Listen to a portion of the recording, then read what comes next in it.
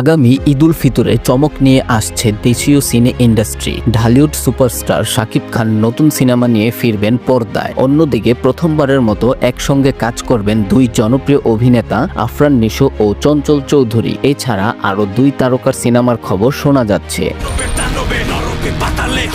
এই ঈদে superhit cinema Dhallywood megastar Shakib খানের তাণ্ডব। সে রেশ কাটতে না কাটতেই আরেকটি দুর্দান্ত গল্পে সিনেমায় চুক্তিবদ্ধ হলেন এই নায়ক। 90 দশকে ঢাকার আন্ডবল নিয়ে নির্মিত গল্পে দেখা যেতে পারে তাকে। এই সিনেমা দিয়েই ছোট পর্দার নির্মাতা আবু হায়াত মাহমুদ প্রথমবারের মতো পা রাখছেন বড় পর্দায়। সিনেমার গল্প লিখছেন মেজবাউদ্দিন সুমন। মুখ্য চরিত্রে থাকবেন শাকিব। 2026 সালে ঈদুল ফিতর উপলক্ষে এটি মুক্তি দেওয়ার পরিকল্পনা রয়েছে। সিনেমায় টুইস্ট হিসেবে আরেক প্রধান চরিত্রে দেখা মিলবে মোশাররফ করিমের। আরও অভিনয় করবেন তারিক আনাম খান, দিলারা জামান ও শহীদুজ্জামান সেলিম। তবে শাকিব